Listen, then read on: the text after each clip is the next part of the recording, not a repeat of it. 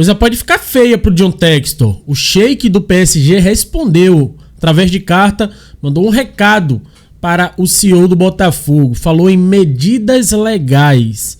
Também falou aí, né, que os comentários do americano são falsos e inflamatórios.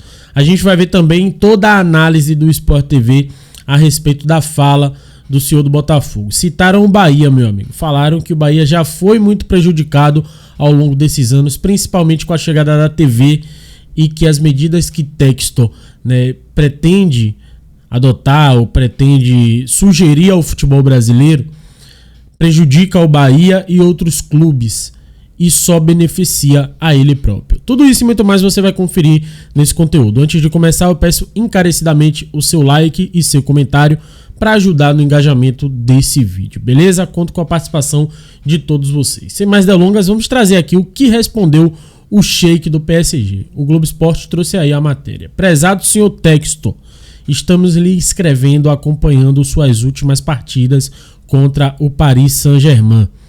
Em particular, comentários falsos e inflamatórios em entrevista concedida ao Globo Esporte essa semana e nas redes sociais.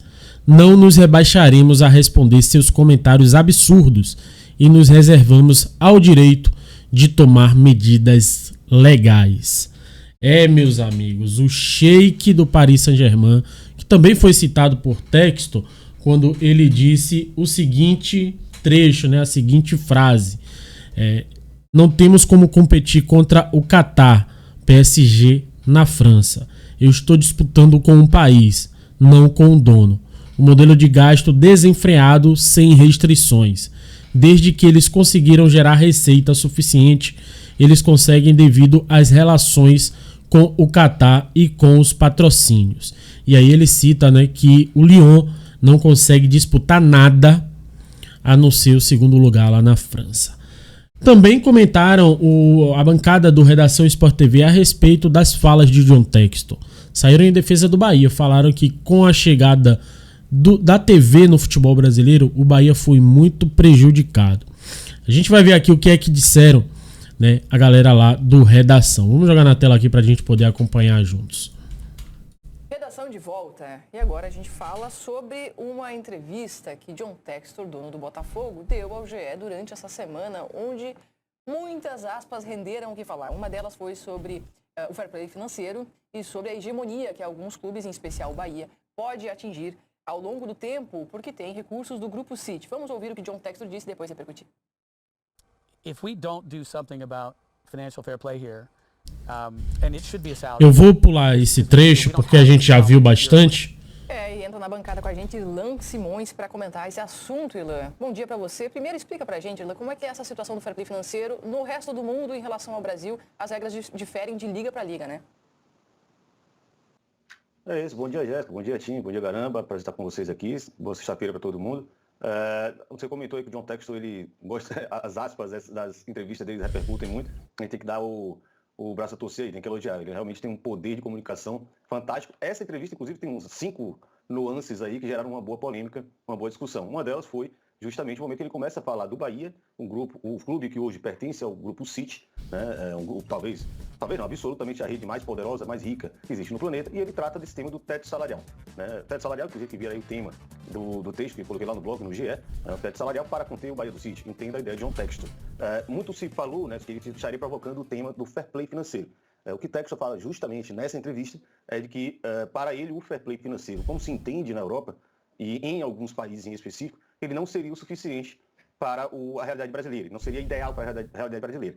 Portanto, ele entende que é preciso criar dentro aqui do Brasil, obviamente, em caso saia uma liga de clubes, né, como tem demorado a acontecer, surgir aí o tal do teto salarial, salary cap, né, que é um modelo bem diferente. Né? Eu discuto em maiores detalhes lá no texto, no blog, mas o importante aqui é a gente entender o seguinte: o teto salarial não é algo comum no futebol como um todo, só ali na Liga Americana, alguns exemplos na Oceania, mas o fair play financeiro, sim, é algo que já está sendo praticado no futebol europeu pelo menos há 15 anos, com um destaque que a gente precisa dar à Liga Espanhola, que há 10 anos começou a implantar um limite de custo de plantel, que envolve tanto um limite de investimentos em salário, quanto o limite de investimento em transferências, né? Mas é um modelo bem diferente e também Textor provavelmente não acha que é esse o modelo a ser aplicado. O que fica muito forte dessa entrevista dele é de que o que ele sugere como teto salarial é um modelo de controle financeiro, de regulação financeira, que busca equilíbrio nesse contexto do futebol, que não afeta o tipo de investimento que ele faz no Botafogo, né? Mas afeta de alguma forma a capacidade do Grupo City de sobrepor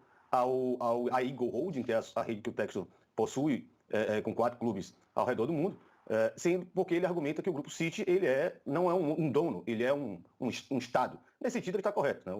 O Grupo City ele é propriedade do Emirado de Abu Dhabi, que faz parte dos Emirados Árabes Unidos, né? Algumas empresas vinculadas aos recursos estatais, de fato, do Emirado de Abu Dhabi, elas são subsidiárias uma da outra, e dentre essas subsidiárias está o Grupo City, com seus 13 clubes, mais alguns parceiros ao redor do mundo. Então, esse debate é interessantíssimo, obviamente, o Textor encontra aí um centro de oportunidade de trazer esse debate, mas me parece que no Brasil esse tipo de assunto de salary cap, fair play financeiro, está muito longe da realidade, Jéssica. Irlan, eu achei muito plausível ele trazer esse tema para a nossa realidade brasileira. Muita gente já está tirando o John Textor como um cara caricato, porque ele acaba se envolvendo em muita polêmica, né? E falando muita frase forte, com frequência. Ele está sempre em evidência. Mas eu achei esse tema um tema muito importante de ser debatido, porque a gente enfrenta no Brasil, em especial nesse momento, uma disparidade cada vez maior de recursos na Série A, não vou nem pegar a Série B e tal, mas na própria Série A já tem uma diferença enorme. Cada vez mais quem tem mais recursos se destaca e é competitivo, e quem tem menos recurso fica distante da possibilidade de imaginar um título acontecendo. E, inclusive, uma inflação do mercado de jogadores.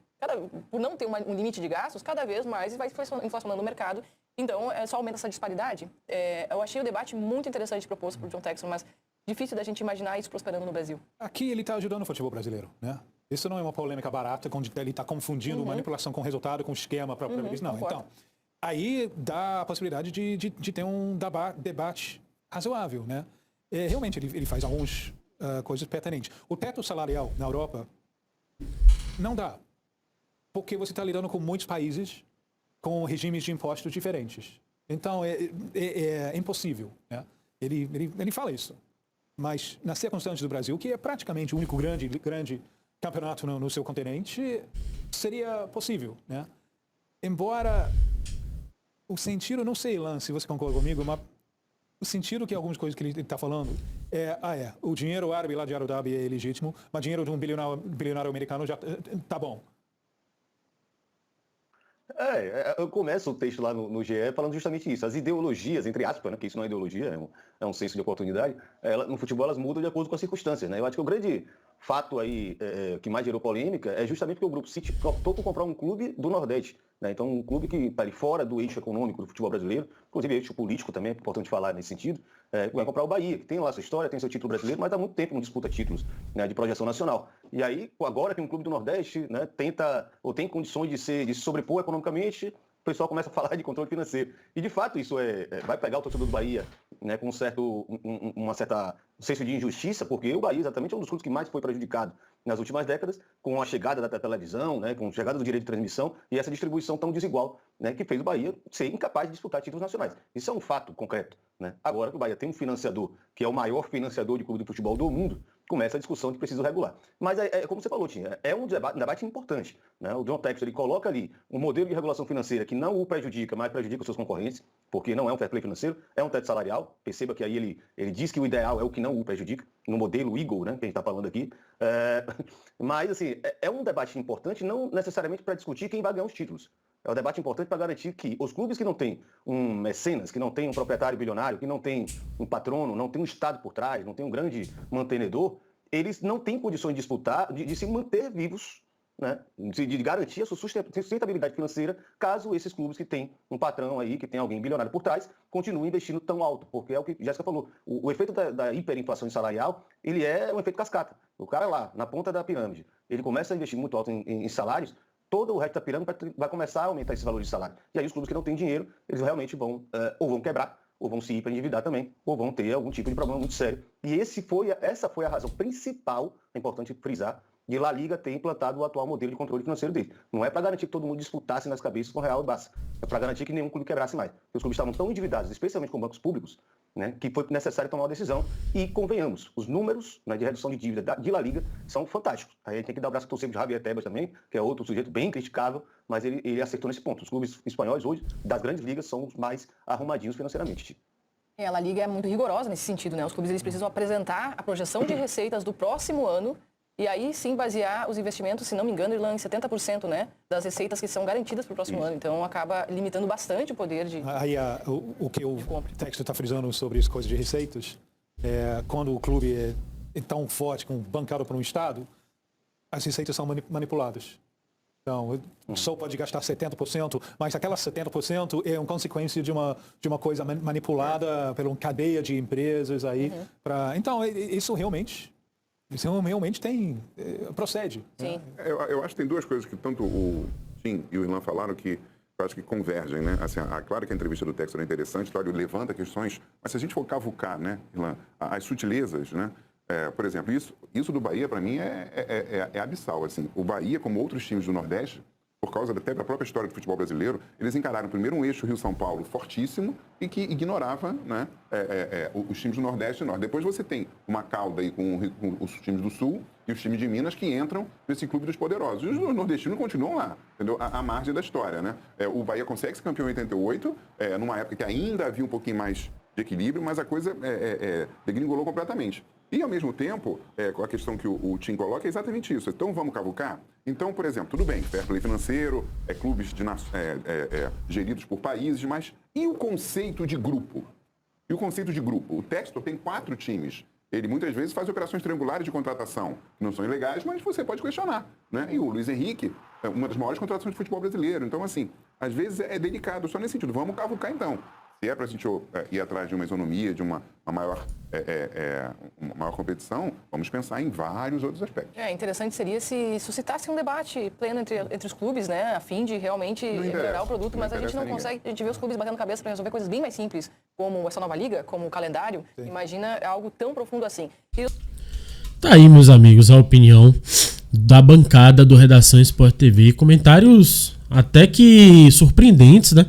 Falando da questão, né, histórica que o Bahia acabou sofrendo e outros clubes do Nordeste, né, pela essa exclusão com o eixo Rio, São Paulo, Sul e Sudeste, como a gente costuma falar aqui. Né? Então, agora que o Bahia de fato tem a possibilidade de voltar a competir, né, não é muito justo que esse debate venha à tona e fiquem querendo, né, criar barreiras para que isso aconteça. E, novamente, o que Textor está tentando implementar só beneficia a ele próprio, né? Então tá aí. Deixa aí nos comentários o que é que você achou dos comentários lá da bancada. Eu achei muito interessante, mas quero saber a opinião de vocês, beleza? Conto com a participação de todos. Like e comentário ajuda a impulsionar esse conteúdo e a ampliar nosso debate. Muito obrigado. Até o próximo vídeo. Valeu!